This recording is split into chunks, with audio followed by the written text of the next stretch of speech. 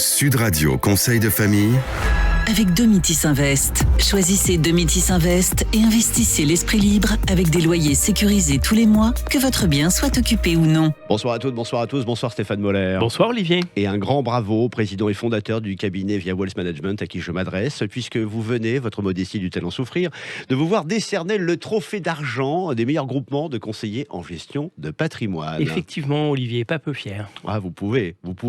Ce qui nous offre l'occasion justement de nous pencher davantage ce soir sur les obligations auxquelles vous, conseiller en gestion de patrimoine, vous trouvez soumis. Eh bien, le conseil en gestion de patrimoine est donc un professionnel qui accompagne ses clients dans l'optimisation de leur patrimoine et s'appuie sur ses connaissances juridiques et financières, mais également sur des produits de placement bancaires, assurantiels, immobiliers, etc. Mais il s'appuie essentiellement sur les objectifs et contraintes de ses clients. Et à ce titre, le conseil en gestion de patrimoine est soumis à plusieurs autorités de tutelle. Quelles sont ses obligations à l'égard de ses clients ? Ça m'intéresse. Eh bien, tout d'abord, le CGP doit remettre un document d'entrée en relation sur lequel sont précisées ses qualifications professionnelles. À ce document est associé un formulaire RGPD qui l'autorise à conserver et traiter les données personnelles que lui confie son client. Puis le conseil en gestion de patrimoine doit aussi faire preuve de transparence et préciser à son client les éventuelles relations de dépendance qu'il peut entretenir avec les banques, assureurs ou promoteurs immobiliers.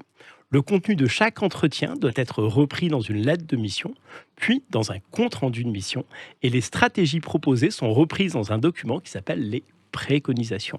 Ces préconisations détaillent de manière claire et précise les avantages, mais bien sûr aussi les inconvénients de chaque placement ou investissement, ainsi que des risques qui lui sont associés.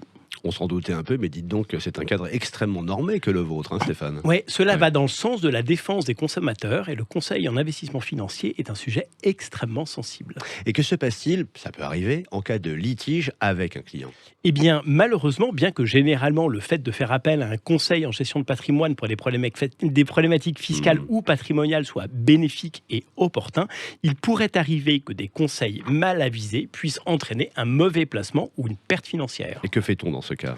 Eh bien, tout d'abord, il est important que le client fasse part de son mécontentement à son CGP et lui envoie une réclamation écrite avec la liste de ses griefs.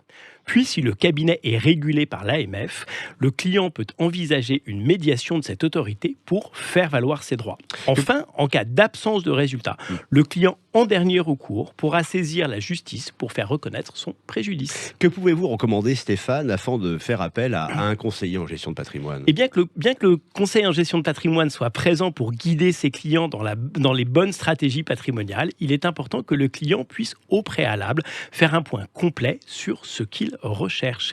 Il est aussi très important de vérifier que le CGP est régulé par des autorités compétentes. Comme vous le dites souvent, Stéphane, il ne faut jamais investir dans une stratégie qu'on ne comprend pas et surtout qu'on ne maîtrise pas. Oui, dans notre univers, la confiance est peut-être nécessaire, mais jamais suffisante. Il est indispensable de bien comprendre ce dans quoi on investit. Raison de plus pour rester fidèle à Conseil de famille chaque soir sur l'antenne de Sud Radio, la meilleure de toute façon. À demain. À demain, Olivier.